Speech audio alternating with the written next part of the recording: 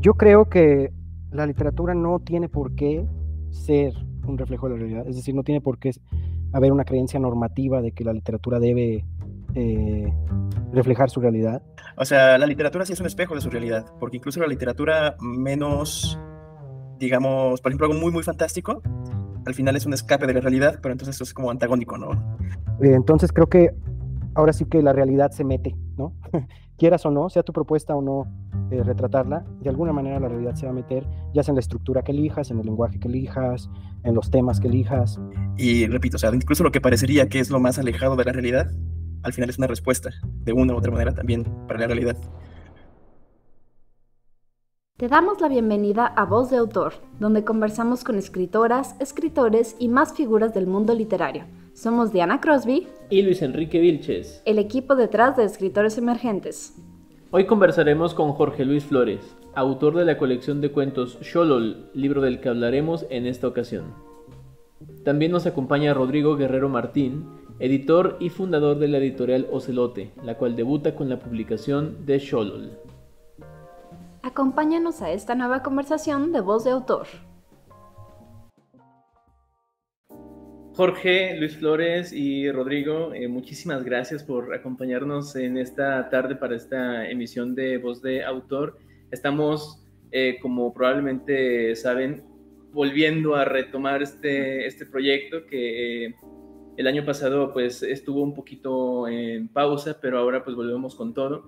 Estamos muy emocionados de hacer esta conversación con ustedes dos, porque bueno, es muy representativa para nosotros, dado que estamos abordando un libro pues recientemente publicado de un autor de la ciudad en donde Diana y yo vivimos, que es León, Guanajuato, y además de una editorial que pues es muy reciente y es también de esta ciudad. Entonces es como un hito para nosotros tenerlos a ustedes en esta charla.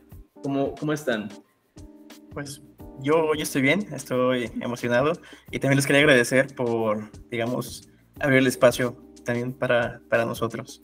No, pues muchas gracias a ambos por invitarnos. Me da mucho gusto participar en esta propuesta de Escritores Emergentes y estar aquí con Rodrigo, mi amigo y editor.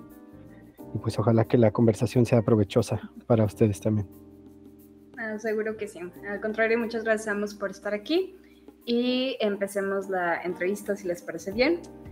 Jorge, quisiéramos más bien empezar como la serie de preguntas contigo. Me gustaría que nos dijeras un poco acerca de Xolotl, de qué trata, cómo fue el proceso de escritura, ¿qué nos puedes contar acerca de eso? ¿De qué trata? Son 5 cuentos. Los 5 cuentos tienen en común que suceden en México, en el México actual, y todos lidian como con aspectos, digamos, crueles o injustos o pesadillescos del México contemporáneo. Esto no es necesariamente una propuesta original, porque bueno, la literatura muchas veces habla de la actualidad y entonces pues en realidad tenemos ya muchos libros de narrativa que hablan sobre el México contemporáneo y su lado oscuro. Y lo que traté de hacer, que también hila los cuentos, son cuentos que también tienen elementos donde irrumpe lo fantástico, y un poco para muchas de estas situaciones de violencia que retratan los cuentos se han vuelto cotidianas y normales para los mexicanos, tristemente, porque pues pasan a diario, entonces nos acostumbramos para poder seguir viviendo, pero yo lo que quería era volver a resaltar cuán extraño es que suceda esto. Y bueno, eso se conecta con cómo surgieron también, porque los empecé a escribir. El primer cuento lo escribí en 2019, que es el que se titula De Película, y surgió a raíz de una noticia que quizás recuerden de un grupo de estudiantes de cine de Guadalajara que fueron, parece que por error, raptados y asesinados. y yo estaba estudiando una maestría en Estonia, en ese entonces una maestría en semiótica, y cuando leí la noticia me afectó mucho. También quizás porque mi hermano estaba estudiando cine en Guadalajara en ese momento, entonces lo sentí como más personal, a pesar de que, bueno, sí, a veces conectamos más con alguna tragedia que con otra, ¿no? Y justo lo que pensé es, bueno, ¿qué tendría que pasar? ¿De qué dimensión tendría que ser una tragedia en México para que el país se parara, ¿no? Por completo. Y entonces, en ese cuento, lo que ocurrió es que los muertos de crímenes violentos sin resolver empiezan a reaparecer a lo largo de toda la República, en el mismo estado, en el mismo lugar, en las mismas circunstancias en que se les halló la primera vez. Y conforme autoridades, periodistas y en última instancia los civiles se empiezan a dar cuenta de que eso es lo que está ocurriendo, pues se explora qué pasaría. Y digamos que la pregunta que hace ese cuento es si la capacidad humana de adaptarse al horror es tan grande que incluso en una circunstancia así como que acabaríamos diciendo, bueno, pues ahora esto es otra cosa que pasa, ¿no? Entonces vamos a seguir nuestras vidas como si nada. Y ya, poco a poco los cuentos fueron surgiendo y me di cuenta de que tenían cierta unidad, de que funcionaban bien juntos y pues sí, así fue. Quisiéramos también darle un poquito más de contexto al libro. El título es Xolotl, ¿cierto? Así es. Una colección de 5 cuentos y la editorial es Ocelote. Estamos ahí, digo, de entrada con los nombres, viendo un conjunto de afinidades como entre título, nombre de la editorial. Entonces, algo que nos causaba mucha curiosidad, que queremos aprovechar, pues esa primera afinidad que detectamos es acerca de la editorial Ocelote, que pues está debutando como tal, como editorial, con esta colección de cuentos. Entonces nos gustaría saber, pues en primero, un poquito más sobre la editorial. Rodrigo, ¿por qué el nombre de Ocelote? ¿Cuál es como la misión, la visión que tienes? Y sobre todo, ¿por qué elegiste justo este libro, Xolotl, para inaugurar pues las actividades como editor? Ya, sí, claro. Bueno, Ocelote se eligió el nombre, primero porque estaba buscando algo que fuera muy mexicano. Y si es algo que quiero que de una u otra manera identifique a la editorial, es una editorial mexicana, ¿no? Y también quería un animal que de una u otra manera permitiera describir lo que quiero para los libros. Entonces la idea de un ocelote es que un ocelote es un jaguar chiquito. Entonces son libros bonitos, como el ocelote, pero también son libros salvajes, ¿no? Son libros hasta cierto punto agresivos. Por ejemplo, si leemos los cuentos de Jorge, son cuentos un poquito, pues, críticos. Y sí quiero que la mayoría de lo que sale en Ocelote tenga esta pequeña como violencia hacia la estructura, ¿no? O sea, vamos a criticar ciertas cosas, vamos a estar, no sé, a lo mejor picando ciertos puntos que a lo mejor la gente no tiende a discutir, ya sea por miedo, por hartazgo, lo que sea, pero sí la idea es también que sea una editorial un poquito incómoda, ¿no? Y entonces, bueno, cuando se estaba eligiendo el nombre, se probaron con varios. Se probó Ajolote, por ejemplo, y ya existe una editorial Ajolote.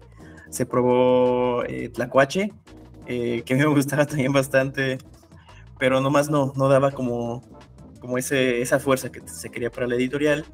Y eventualmente, la verdad es que no me acuerdo quién sugirió el animal ocelote. Me gustó mucho. Y de ahí se fueron como, pues, desprendiendo todas las demás cosas, ¿no?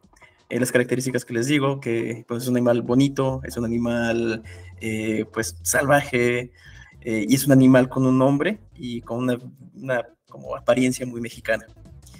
Y bueno, ahí se eligió toda esta idea de Ocelote. Y la idea en sí de la editorial es crear un espacio en el Bajío para la edición. Porque lamentablemente, y bueno, por razones históricas, la mayoría de los recursos editoriales se concentran ya sea en Ciudad de México o en Guadalajara. Y en algún momento tomé un taller de escritura con un autor que se llama Juan Pablo Villalobos. Él es de Lagos del Moreno. Y en su taller él hablaba mucho de las coordenadas geográficas de la literatura. Él decía que uno escribe desde donde está, y yo lo tenía un poquito también como, bueno, uno edita también desde donde está, ¿no? Él en su literatura empieza hablando de Lagos, y si leemos sus últimos libros, pues la mayoría se ubican en Barcelona, que es donde él vive ahorita. Y entonces yo me quedé pensando que probablemente muchos de los escritores de León, de Querétaro, de San Luis Potosí, Celaya, pues del Bajío, al final una de dos, o terminan sin una buena oportunidad de publicar, porque están muy lejos de las editoriales, o tienen que moverse a Ciudad de México, a Guadalajara o más lejos. Y cuando se mueven, pues toda esta parte histórica, toda esta parte cultural de una región, pues se va perdiendo, ¿no? Y tan sencillo como cuántos libros conocen que hablen de León, o sea, que mencionen León en algún lugar, prácticamente ninguno, ¿no? Y somos una ciudad relativamente grande, somos una ciudad relativamente importante, pero simplemente pues no se menciona, o sea, no aparece en la literatura. Y entonces la idea de Ocelote era justamente tener pues ese espacio donde los autores pues pudieran, digamos, tener la oportunidad de publicar desde donde son, sin la necesidad de irse muy lejos. Y también bajo la idea de editar desde una coordenada es, hay cosas afuera en el mundo, ¿no? En Barcelona, en España, Latinoamérica, que a lo mejor a la perspectiva de Ciudad de México, a la perspectiva de Guadalajara, no son tan interesantes, pero para nuestra perspectiva sí. Entonces la idea también eventualmente va a ser lo de afuera, poderlo traer hacia adentro. Y el libro de Jorge en particular se me hace que cumplía con todo lo que se quiere hacer con la editorial, porque bueno, es un autor del Bajío, son cuentos que si bien hablan de algo que se vive en todo México, pues finalmente la mayoría se ubican ya sea en León, en Guanajuato o en la región. Son cuentos pues, bastante incisivos, bastante salvajes, y creo que en sí Xolol funciona muy bien como para enfatizar lo que quiere hacer la editorial. Creo que hay mucho que comentar al respecto. Quiero hacer un pequeñito paréntesis porque me surge la duda. ¿Cuál es el modo correcto de pronunciar el nombre? ¿Xolotl o Xolol? Xolol. Ok. Sí es un paréntesis digno de comentario, porque en realidad Rodrigo y yo, ya el libro listo, pasado por corrección y todo, los dos tuvimos que investigar cómo se pronunciaba, porque en algún momento dijimos, oye, cuando lo estemos presentando tenemos que estar seguros de que sí lo estamos diciendo como se debería decir, ¿no? Y fue gracias, creo que Rodrigo encontró una fuente de un antropólogo de Lina que justo habla precisamente sobre cuál es la correcta pronunciación. Y ya de ahí nos agarramos y dijimos, ok, entonces Xolol ya no hay duda. Sí, digo, me pareció curioso que en esta conversación ya le dimos la vuelta a todas las posibles pronunciaciones, lo cual es interesante. Y bueno, creo que no es un comentario gratuito, desde que el lenguaje es algo pues bastante relevante en la construcción de esta obra. Vamos a abordar eso en un momentito más, porque justo nos interesaba comentar un cuento en particular, que es el de Xolol, que, bueno, o sea, es el nombre del cuento y es homónimo al título del libro completo. Digo, todos los cuentos tienen lo suyo, pero en este nos parece que se reúne mucho de lo que se presenta a lo largo de todo el libro. Como ya comentaba Rodrigo, es un cuento bastante disruptivo desde muchos puntos de vista, partiendo un poco como por cierta manera de utilizar justamente el folclore prehispánico. Algo que nos llamó mucho la atención es que no se utiliza como muchas veces se suele hacer, como desde una especie como de exaltación, aunque sí, pero más bien veíamos que se utiliza como un componente para la construcción propia de la pesadilla que se está allí pues formando.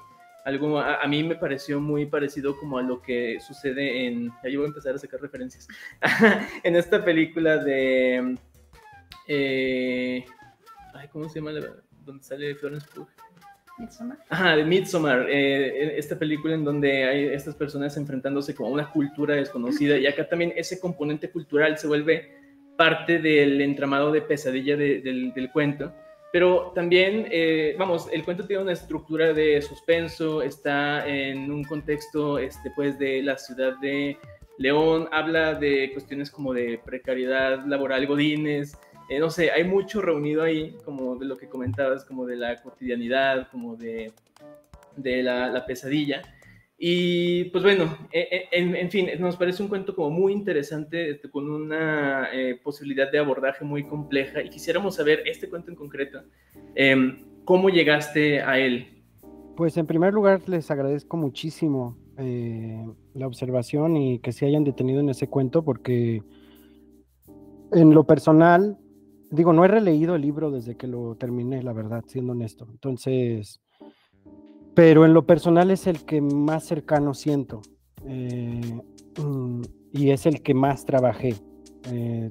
Estuve mucho tiempo pensando cómo hacerlo. Originalmente la estructura no iba a ser como un diario, pero luego descubrí que si lo hacía como un diario podía manejar mejor la atención y los descubrimientos que de alguna manera acercan más al lector a la posición del narrador, ¿no? O sea, como el narrador va descubriendo de a poco, y entonces también el lector tiene que ir recibiendo lo que descubre dosificado. Y entonces, bueno, les agradezco mucho que se hayan detenido en ese cuento. Ese cuento surgió de una experiencia, digamos, personal, porque yo, estando en Estonia, al acabar mi maestría, tenía que pagar un financiamiento de Educafin, y entonces tomé el primer trabajo que pude encontrar, y era un trabajo muy similar al que existe en el cuento. O sea, es un trabajo en el que nos tenían en turnos, entonces a veces me tocaba trabajar de noche, al día siguiente en la tarde, al día siguiente en la mañana, los fines de semana, cosas así. Y al ser una startup, a mí lo que más me impresionó desde un inicio era este lavado mental tan explícito de estamos cambiando el mundo, el culto al CEO y fundador de la empresa, el ponerse la camiseta, que las oficinas son bonitas y entonces tienes que aceptar todo cómo te tratan, todo eso, ¿no? Y entonces, paralelo a eso, yo había hecho para la maestría, teníamos una clase, bueno, eso está muy, muy largo de explicar y no es interesante, pero para una clase hice un ensayo sobre los ajolotes y sus representaciones culturales en México.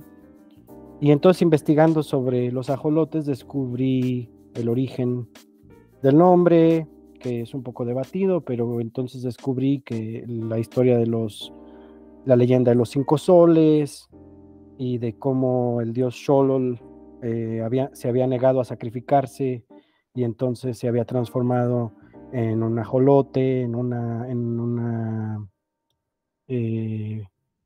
maíz de 2 cabezas para huir, ¿no? Y cómo había sido castigado por su cobardía, convirtiéndose en el dios del inframundo y todo esto. Y me pareció de lo más interesante y se me quedó muy grabado. Y entonces en algún momento yo sabía que quería escribir mi experiencia en la empresa y que quería escribirla como un cuento de terror sobre un culto, porque yo así viví esa experiencia. Yo decía, estamos en un culto, es un culto que está disfrazado de empresa, pero es un culto.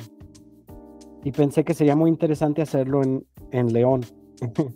Me interesaba mucho esta extraña diacronía que creo que ocurre mucho no solo en México, sino en Latinoamérica, de que muchas veces, y quizás desde nuestro origen, el choque de las culturas extranjeras con la tradición mexicana, como siempre es violento y siempre lo que surge en esa dialéctica es un poco monstruoso, ¿no? O sea, queremos copiar el modelo de crecimiento económico y en este caso concreto de la generación de nuevas tecnologías,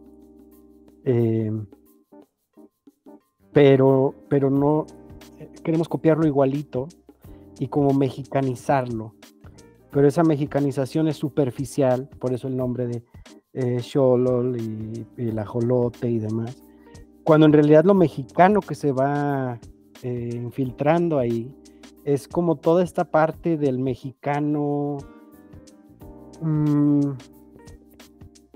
que se rehúsa un poco a las estructuras, que es más dicharachero, que entonces este personaje central, que es un poco un trasunto de mí mismo, yo también quería burlarme de mí en ese cuento, no quería solo burlarme de la empresa, sino este tipo que porque estudió una maestría se cree mucho y cree que está por encima de un trabajo de ese tipo y juzga a todos como si fueran inferiores a él, cuando en realidad cada una de esas personas tiene su propia historia y demás, ¿no? Y bueno, también está el elemento de que yo quería hablar de este fenómeno muy común en la antropología mexicana, menos ahora, pero más en sus inicios, de que muchos de los grandes antropólogos que empezaron a hablar de las civilizaciones mexicanas prehispánicas eran extranjeros, ¿no? En un inicio, o sea, muchos alemanes, muchos franceses, y entonces pensé, estaría padre que el fundador de esta empresa tenga un apellido alemán, que sea de familia alemana, que su abuelo haya sido un antropólogo importante que se volvió loco. Y entonces sí, o sea, es un cuento en el que yo quería mezclar muchas cosas y no necesariamente resolverlas, sino más bien dejarlas sobre la mesa, ¿no? No sé si respondí a la pregunta o si nada más deliré durante 5 minutos. No, de hecho se respondió, bueno, no sé qué piensa Luis, pero a mí me parece que se respondió bastante bien. Y de hecho sí quisiera hacer un comentario de que es un cuento maravilloso. Logras conjuntar varios elementos. Eso está presente en todos tus cuentos, pero sobre todo en este se ve pues expresado de una forma mucho más magistral, pienso yo. Logras elementos tan dispersos y tan complejos, logras hacerlos parecer tan sencillos, tan orgánicos, exacto, tan cohesionados, que es un cuento muy bueno. Así que muchas felicidades por eso. Muchas gracias. Y también siguiendo hablando un poco de Xolol, pues justamente queríamos hablar de la influencia prehispánica que vemos allí. No es algo tan común ver libros que rescaten esa influencia, que rescaten el folclore prehispánico. Entonces queríamos preguntarte qué tan importante es para ti eso, cómo lo rescataste, por qué tomaste la decisión de fijarte en eso y no en otro tipo de folclore. Sí. Es una muy buena pregunta. Creo yo que hace no mucho, en un podcast justamente en el que entrevistan a Mariana Enríquez sobre su novela que ganó el Premio Real de Nuestra Parte de Noche, ella habla de, bueno, este fenómeno que ahora se comenta mucho del renacimiento como del gótico latinoamericano, sobre todo en escritoras latinoamericanas, y ella decía, y me pareció una observación muy atinada, decía que a pesar de que sí hay una tradición, podríamos llamarla gótica de horror en la literatura latinoamericana, por ejemplo, los cuentos de Silvina Ocampo, algunos cuentos de Cortázar, algunos cuentos que no sé si llamarlos góticos, pero sí un poco pesadillescos de Borges. Ella dice, fíjense en todos sus influencias, sus referentes, nunca son la mitología de aquí. Una excepción que se me ocurre es La Noche Boca Arriba de Cortázar, pero más allá de eso siempre son las imágenes que nos vienen de Europa, de la literatura europea o de la literatura anglosajona. Y ella decía, pero aquí en Latinoamérica hay muchísimo y no miramos hacia adentro, ¿no? Y es algo, quizás una deuda del boom latinoamericano, que reivindicaron la lengua hispanoamericana, pero siguió siendo muy, muy europeocéntrica. Y también leí recientemente a Mónica Ojeda, que no sé si la han leído, y ella hace mucho eso, y lo hace de una manera extraordinaria. Y entonces yo pensé, bueno, sí es cierto, hay mucha riqueza ahí, y en gran medida tendemos a no prestar atención, o bueno, voy a hablar personalmente, ¿no? Yo tiendo a no prestar mucha atención. Y justamente yo también por algo de la maestría, en ese momento estaba leyendo, se me fue el nombre, México Profundo se llama el famoso libro de... ahorita me va a venir a la cabeza. Pero en ese libro se menciona algo muy interesante que es como un antecedente de todas las discusiones actuales de la apropiación cultural, en el que se habla de cómo el Museo de Antropología e Historia de México toma todos estos significantes del pasado glorioso de las civilizaciones indígenas mexicanas para crear una identidad mexicana que nos enorgullezca y nos haga sentir herederos de esos grandes imperios, pero se relega a los descendientes reales de esas comunidades indígenas en la actualidad a los márgenes, y sirven si acaso de adorno para una fotografía o ese tipo de cosas muy tristes, ¿no? Y entonces yo también en estos cuentos quise, y Xolol es un ejemplo, quise, por algo en Xolol el protagonista no es descendiente de indígenas ni de una tribu indígena, ¿no? El antropólogo en cuestión es alemán. Entonces existe esta dualidad extraña que muchos mexicanos compartimos, de estar muy orgullosos de nuestro legado, muchas veces desconociéndolo, pero también muchas veces apropiándonos de ese legado cuando no es realmente nuestro, ¿no? Y apropiándonos solo de los cachitos que queremos usar para decir, ¡ay, viva México! pero sin prestar atención a la gente que sigue viva y que pasamos al lado de ellos y no les prestamos atención. Entonces era esa doble situación que yo quería lograr. Una, alimentar el terror de los cuentos con ese muy rico pozo de folclore mexicano, y a la vez criticar el hecho de cómo lo utilizamos,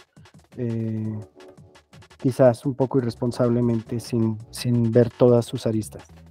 También me parece interesante que menciones que es un cuento que te resulta muy cercano, porque creo que una de las cosas que al menos a mí me hizo conectar bastante con el relato es justo esta parte de como la relación laboral. Digo, no me voy a extender en esto, pero bueno, yo también tuve una experiencia ahí en una empresa como multinacional con todo este rollo pues de ponerse la camiseta, ciertas cosas como de explotación, te ven raro cuando cuestionas, ¿no? Como pues lo que está sucediendo ahí dentro, hasta uno mismo se siente extraño de decir como, bueno, ¿y esto qué está pasando?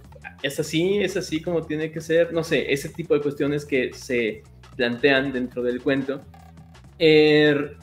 Pero pues desde luego el resto del libro, hay otros 4 cuentos que nos encantaría poderlos abordar a todos, no nos da el tiempo suficiente, pero sí comentar que pues bueno, hay muchos temas dentro de toda la obra, pues también que se sienten próximos, que son de relevancia para la época en la que estamos viviendo. Hay cuestiones de impunidad, un poco como el absurdo del sistema de justicia que tenemos por lo menos aquí en México, cuestiones como de violencia de género, en fin, es una serie de temáticas que están pues todas allí de una manera complejizada. Y entonces esto nos lleva un poco a preguntar, que esto estaría interesante conocer la perspectiva tanto tuya, Jorge, como de Rodrigo como editor. si ustedes consideran que la literatura juega un papel como espejo de la realidad. ¿Puedo responder yo primero? Por supuesto, sí. Sí. Bueno, yo estoy convencido de que sí. O sea, la literatura sí es un espejo de su realidad, porque incluso la literatura menos, digamos, por ejemplo, algo muy, muy fantástico, al final es un escape de la realidad, pero entonces eso es como antagónico, ¿no? Pero sí es un espejo de la realidad porque abarcas muchas cosas, desde la manera de expresarse de la gente, lo que entendían en ese entonces como pues su lengua de manera correcta y pequeños detallitos, ¿no? Hace poquito, y no me acuerdo quién lo mencionó, decían que normalmente en los libros de historia encuentras datos y en las novelas y en los cuentos es donde realmente ves cómo vivía la gente, qué pensaba la gente, cómo entendían su mundo, ¿no? Su realidad. E incluso, bueno, yo soy profesor de literatura inglesa y americana en La Salle y siempre hacemos eso, ¿no? Siempre vemos cómo las obras están relacionadas con su contexto. Y repito, o sea, incluso lo que parecería que es lo más alejado de la realidad, al final es una respuesta de una u otra manera también para la realidad. Y en este libro en particular, Xolol, se me hace que sí es bastante obvio de dónde vienen las influencias. Pues estoy de acuerdo con Rodrigo. Creo que es una pregunta pues muy compleja, ¿no? Y que se ha discutido muchísimo. Yo creo que la literatura no tiene por qué ser un reflejo de la realidad. Es decir, no tiene por qué haber una creencia normativa de que la literatura debe reflejar su realidad o comprometerse con su realidad o hablar sobre su realidad. Me acordé ahorita de una, cuando en 1919 Marcel Proust ganó el premio Goncourt por En busca del tiempo perdido, uno de los tomos. Ese mismo año parecía que iba a ganar otro autor que escribió sobre la Primera Guerra Mundial, no recuerdo quién.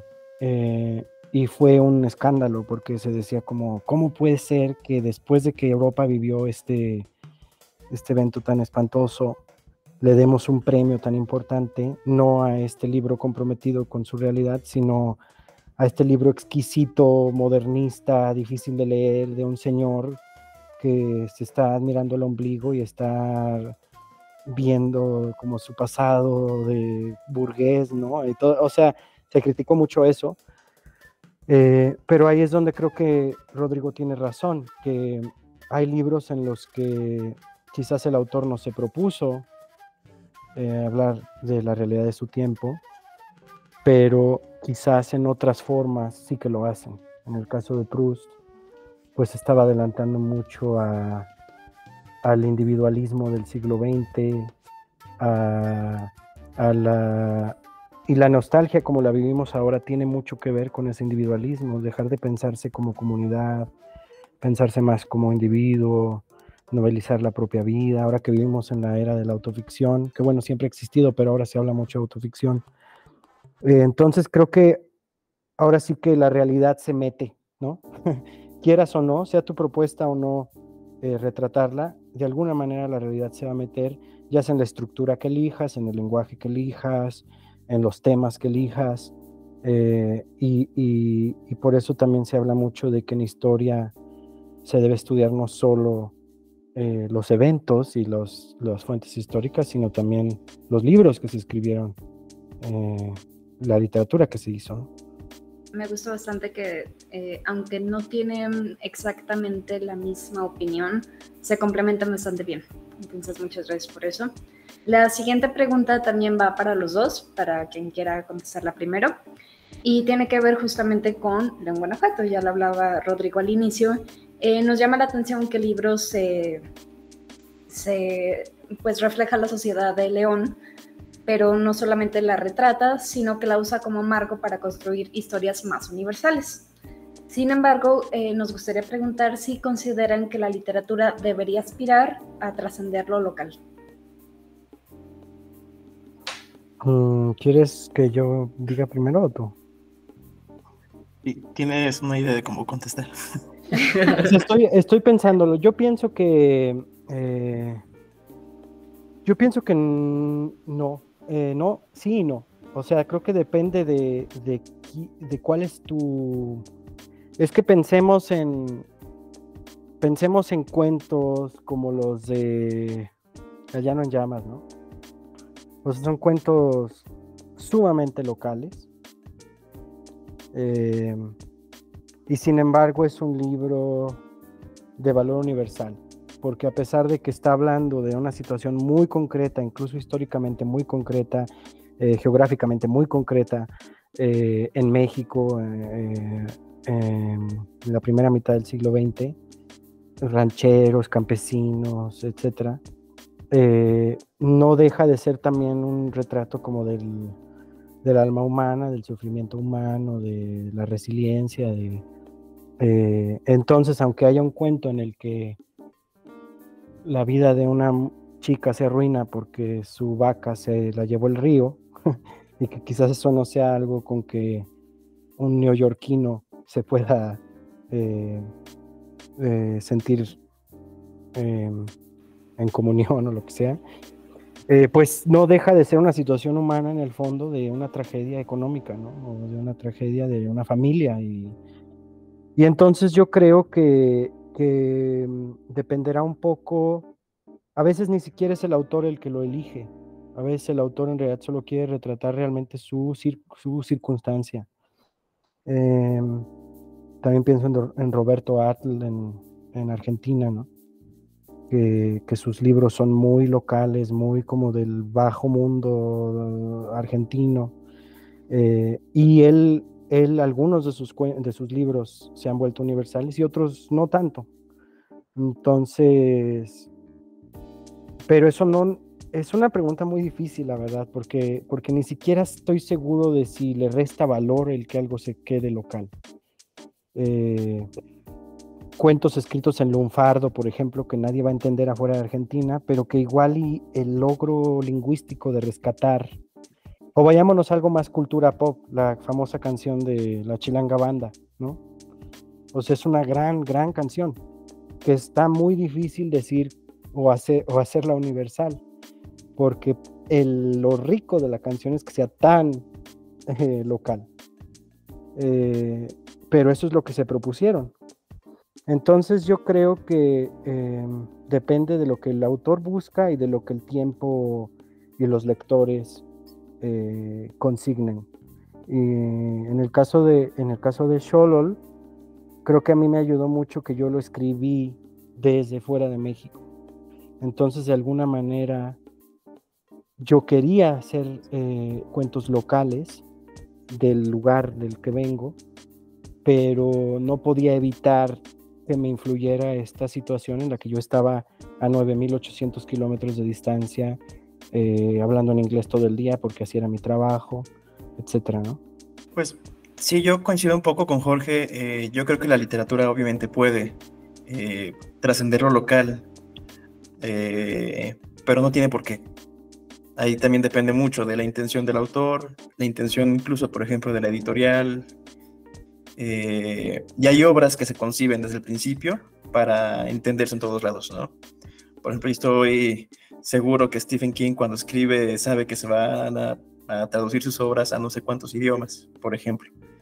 Y en cambio hay otras obras que se escriben pensando que se van a quedar en el local y trascienden por alguna otra circunstancia, que es lo que dice Jorge. Muchas veces la parte del uso del lenguaje puede llegar a ser fantástico y de alguna manera te quita todas esas como barreras de, bueno, no sé a qué se refiere, pero está tan bien escrito que lo quiero seguir leyendo, ¿no? Y creo que hay algo importante en la literatura que no es solamente un nivel de análisis, sino que siempre que lo leemos hay muchas cosas inmersas, ¿no? Desde la lengua, desde nuestras propias memorias, nuestras vivencias. Hay temas, por ejemplo, que hoy nos parecen increíblemente locales, pero que a lo mejor si lo pensamos son bastante universales. Por ejemplo, hay un cuento en particular que habla mucho sobre la homofobia y cómo se vive en México, pero realmente la homofobia, lamentablemente, pues está en bastantes países todavía, si no es que en todos. Entonces sí creo que, de nuevo, puede trascender a lo universal, puede trascender más allá de lo local, pero no tiene que, o sea, ahí depende mucho de la intencionalidad de todos. Nos parecía interesante preguntar esto porque desde nuestra perspectiva como lectores, pues fue algo que notamos, o sea, no que fuera un ánimo intencionado como de trascender lo local, pero sí que a la hora de mencionar cuestiones como muy de León, que pues creo que quienes vivimos aquí lo entendemos perfecto, como que si la Martinica, que si quién vive por el Cerro Gordo, o sea, ese tipo de cosas como muy, pues muy específicas. Realmente el texto no se detiene allí, sino que forma parte como del tejido narrativo, pero las historias van por otro lado, y creo que es una, al menos a mí me parece una virtud de esta colección, que son textos que creo que cualquier persona que lo lea donde sea puede realmente acceder a ellos y a lo que significan incluso esos gestos, esos guiños hacia la sociedad leonesa, sin necesariamente haber pasado por aquí. Entonces, pues vamos, era como un poco de dónde venía esa pregunta. Desde luego que me parece muy interesante lo que mencionan ambos sobre que pues realmente quizás esa trascendencia pues no es algo que necesariamente se busca, ¿no? Y esto ya es como muy personal. Yo creo que incluso buscarla hasta podría prestarse como a un fracaso estrepitoso, no lo sé. Hay unas entrevistas muy famosas de Paris Review con escritores que han hecho a lo largo de muchas décadas, y una que me gusta mucho es con Truman Capote. Y él dice una de las cosas que más me ha impactado, como de, esto sí es un gran principio de escritura, que le preguntan, ¿cómo sabes cuando un cuento ya está hecho, ¿no? ¿Cuándo ya los vas a dejar de trabajar? Y él dice, dice, la manera en que sabes cuando un cuento ya encontró su forma es cuando has silenciado en tu imaginación a todas las otras formas posibles de contar ese cuento.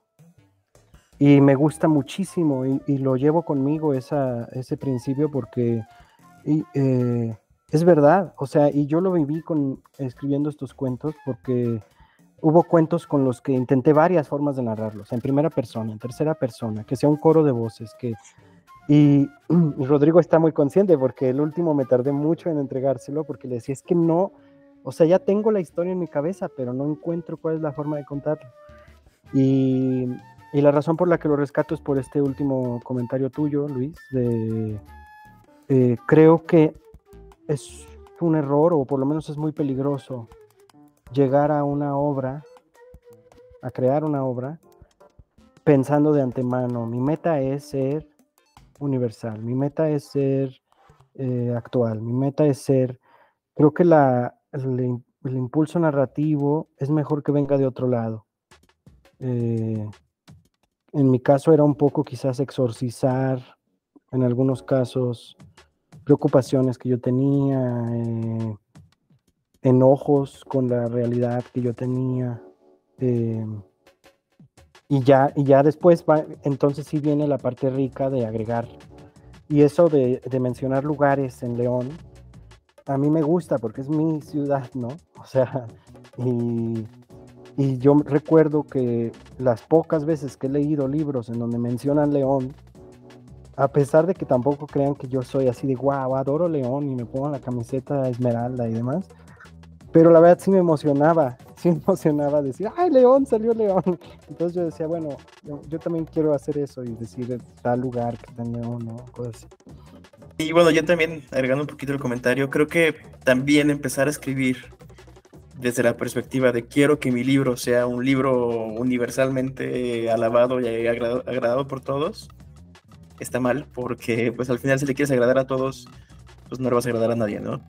O sea, tienes que entender desde un principio que pues el tipo de literatura que quieres escribir, a quién estás escribiendo, y más que nada entender que lo que la gente quiere leer es tu forma de leerlas, bueno, de contar una historia, ¿no? No lo que tú esperas o sea, más bien no creo que la gente quiera leer a alguien que les va a decir siempre lo que ya esperan oír. Y entonces sí tienen que buscar mucho como su voz interior. No le pueden agradar a todos, pero bueno, entonces a quién sí le estoy llevando mi mensaje. Y hablando un poquito de la parte de las menciones de León, de la Martinica, pues bueno, yo lo veo como pensando en el Quijote.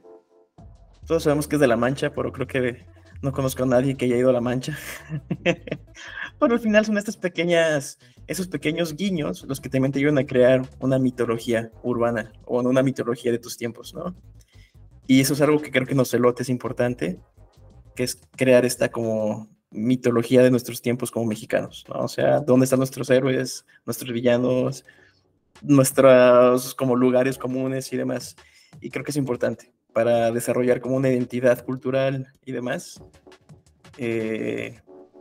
Pues sí, no lo veo mal y se me hace que incluso gente que no es de aquí, de México, gente que es de otros países, incluso que de otros idiomas, puede llegar a quedarse con la espinita de, bueno, ¿y qué es la Martinica, no? Y entonces empiezas a crear como una especie de, bueno, en León pasan cosas, porque en León pasan cosas. Y bueno, ese era mi comentario.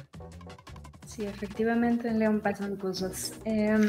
Me gustaron mucho sus respuestas de, sobre todo, ver, antes que nada, hacer todo en función, perdón, del texto. Y después ya ver hacia dónde va y qué se puede hacer con ello. La siguiente pregunta, de nuevo, es para ambos y ya es la penúltima, ya casi terminamos esta entrevista. Y es, bueno, Jorge, tú sí has dado algunos indicios, pero Rodrigo no. ¿Hay algún texto de estos que haya sido, bueno, en el caso de Jorge, tu favorito para escribir y en el caso de Rodrigo, tu favorito para editar? Mi favorito, es que es difícil porque, por ejemplo, Xolotl es mi favorito por cómo lo siento cercano y porque siento que, no quiero decir que creo que sea excelente ni nada, eso lo juzgarán los lectores, pero sí creo que con ese cuento me pasó lo que decía hace un momento que dice Truman Capote. O sea, cuando terminé ese cuento dije, esta es la única manera en la que a mí ya se silenciaron las otras formas posibles de este cuento en mi cabeza, ¿no? Pero para escribir, creo que el que más disfruté escribir fue Osario, el primero. Ese lo disfruté mucho porque además el proceso de investigación para hacerlo, porque quería estar muy seguro de cómo funcionan las catacumbas, cuánto se extienden, cuándo se iniciaron, por qué, toda esta tribu urbana de los cataflix que se meten a las catacumbas y hacen fiestas y raves y tienen cines clandestinos. Entonces, el proceso de investigarlo me divirtió muchísimo. Y por eso mismo, al escribirlo, es un cuento que me divirtió escribir también. Y además es un cuento muy, en su intención, no digo en su ejecución y resultado, pero en su intención es muy cortasariano, porque justo hace todo esto. Cortázar tiene por lo menos 3 cuentos que se me ocurren que hacen esto de confundir lugares y tiempos. Y es como un homenaje de mi parte a Cortázar, porque es el cuentista que más disfruto leer, yo creo, desde hace muchos años. Y sí, y luego también usar francés, o sea, sí era como un guiño un tributo, pues, a Cortázar, ¿no? Y entonces ese lo disfruté mucho. Y esa es mi respuesta final. Por mi parte, en la parte de la edición, la verdad es que disfruté mucho editar el libro. La verdad es que Jorge es un escritor maravilloso. Entonces, si edité algo, fueron detalles, a lo mejor en una que otra ocasión para como para redondear como ciertas ideas, pero en sí, pues la verdad es que prácticamente todos los cuentos los releí unas 7 u 8 veces y al final me emocionaba igual. O sea, siempre, creo que es algo que hace Jorge muy bien, los finales siempre te emocionan bastante. Y cada vez que leía los finales me emocionaba. Y creo que mi trabajo como editor muchas veces es ser como el lector más entusiasta que puede haber, ¿no? Y bueno, y si intentamos este detallito y si intentamos aquel detallito. Entonces realmente como pensar en uno que haya disfrutado más que otros, tal vez no. Tal vez el que sí, digamos, entiendo más que disfruté como editor metiendo la mano fue el último, el de Quimera, que también por cómo se llevó, digamos, en tiempos y demás, pues sí fue el que, digamos, Jorge lamentablemente tuvo menos oportunidad de trabajar por su cuenta, y entonces creo que entre los dos logramos algo bastante interesante. Pero realmente pues todo el libro para mí fue muy, muy, muy bonito en su proceso. Por cierto, tengo que decirlo, qué dramón el de Quimera. Esto es lo que voy a decir. No, bueno, y quiero comentar también, no sé si esto es interesante para todo el mundo, espero que sí, pero Rodrigo y yo, a pesar de que nos conocemos de mucho tiempo, pues nunca habíamos colaborado así en nada, ¿no? Entonces, yo sabía, él escribe muy bien también, no sé si han leído lo que él escribe, pero, y sabía que era buen lector, pero hubo varios cuentos que él me hacía observaciones que decía, ¿no crees que aquí tal palabra podría ir mejor más acá? Porque entonces como que se acaba de sugerir esto que tú querías decir. Y hubo uno en particular en que yo incluso le dije, güey, estás leyendo más cosas en mi cuento de lo que yo creí que estaban ahí, porque yo no me había dado cuenta de eso, ¿no? Entonces, literalmente creo que sí son mejores los cuentos gracias a su lectura y su edición, sin lugar a dudas. No sé hacerlo del corazón, pero... Ahí está. Salió para toda nuestra audiencia. Pues bueno, ¿algo más que quieran agregar antes de que terminemos con esta conversación? Pues no sé, Yo sí Jorge, quiero agregar. Sí. Bueno, nada, que lo disfruté mucho, y de verdad se los agradezco un montón, porque creo que esta es la primera conversación que tengo sobre el libro que me hace con personas que ya lo leyeron y que afortunadamente lo disfrutaron, y eso casi le da como más realidad al asunto para mí. ¿Sí me explico? Porque ha sido muy padre ver el libro publicado desde un inicio y llevarlo a librerías y empezar a entregarlo. Algunas personas ya nos han enviado comentarios de uno que otro cuento, pero hasta este momento no había realmente tenido una interacción con alguien que quisiera discutir los cuentos, y casi hasta hace poco escuchaba un podcast en el que entrevistan a Paul McCartney sobre la creación de algunas de sus canciones más famosas, y cuenta creo que sobre Penny Lane, que hubo un momento en el que dijo como, wow, ya estoy aquí, ¿no? Sí, de verdad ya hice un disco, ya, o sea, y no por compararme con Paul McCartney, por supuesto, pero a pesar de que trato de emular su estilo de cabello, pero así me siento ahorita después de esta conversación, como wow, el libro es de verdad y sí lo está leyendo alguien y sí lo disfrutaron, ¿no? Y entonces, pues les agradezco mucho su lectura y sus preguntas. Y bueno, yo no sé si quieren decir algo de eso. No, adelante. Yo también quería agradecerles por el espacio, porque una cosa que yo sí he visto en México es que nos cuesta mucho darle la oportunidad a cosas nuevas. Nos enfrascamos mucho en leer a los grandes clásicos, a los bestsellers del momento. Yo creo que todos, o sea, me incluyo perfectamente, leímos Crepúsculo, por ejemplo, leímos Harry Potter, entre otros libros, pero muchas veces darle la oportunidad a algo nuevo, distinto, nos cuesta. Muchas veces, y creo que tiene que ver también con nuestra triste situación económica, pensamos, bueno, voy a comprar un libro, espero que sea un libro que disfrute, ¿no? Y pues sí, pues prefiero el libro que ya medio mundo me ha dicho que está bastante bien. Y entonces yo agradezco mucho el espacio, porque espero que la gente se dé cuenta de que, bueno, sí hay un trabajo muy grande atrás de este libro, que Jorge, aparte de que es un excelente orador, como se pudieron dar cuenta en esta entrevista, también es un gran escritor que realmente le importa que sus cuentos pues sean la mejor versión, ¿no? Y también que, bueno, como editorial, Ocelote también está buscando eso, ¿no? Dar un libro que sea un libro que la gente disfrute, un libro que la gente esté feliz de tener, desde como el libro como objeto, es decir, el libro está muy cuidado como objeto, hasta en su contenido. Entonces, pues de nuevo, muchas gracias. Puedo hacer como un anuncio de venta. Por supuesto, por supuesto. Sí, bueno, pues si a alguien le interesa, pues aquí mismo en León ya está disponible el libro en la librería de La Mancha, en el Centro de la Madero y en el Fondo de Cultura Económica.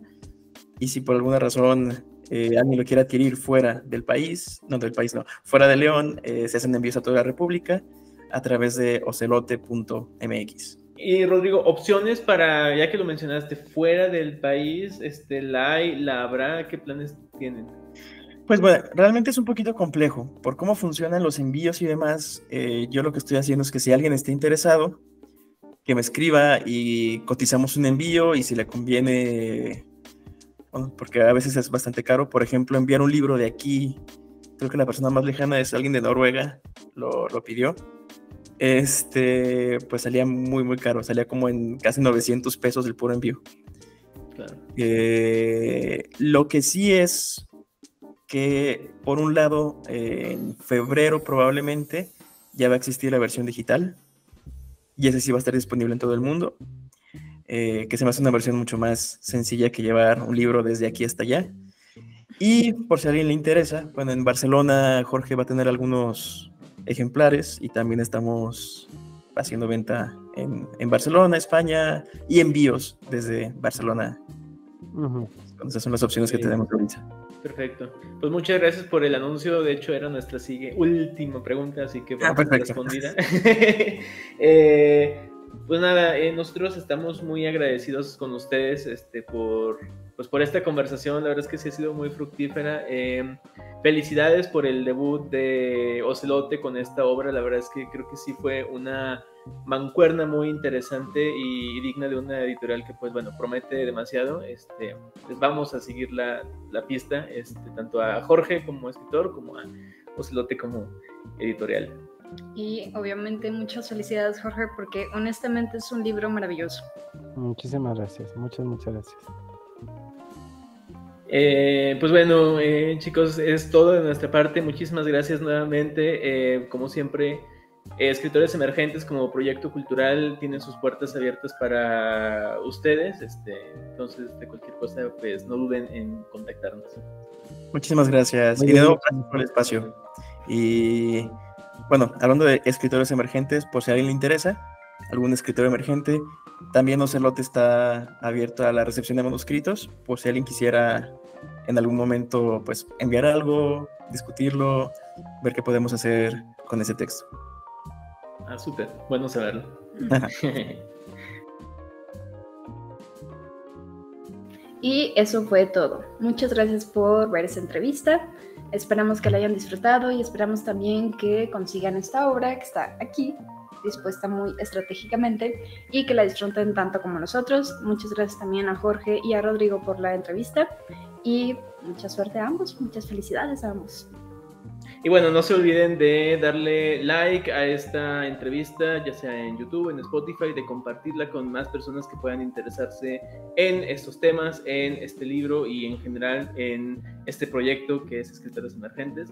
Nos será de gran ayuda. Y pues nada, nos escuchamos en una próxima conversación. Nos vemos. Así termina una nueva conversación de Voz de Autor, una producción de Escritores Emergentes. Gracias por acompañarnos una vez más. Recuerda darle me gusta y compartirla con más personas a quienes pueda interesarle. Búscanos como Escritores Emergentes en redes sociales para mantenerte al tanto de nuestra próxima emisión y conocer nuestro contenido acerca de escritura creativa. Hasta la próxima.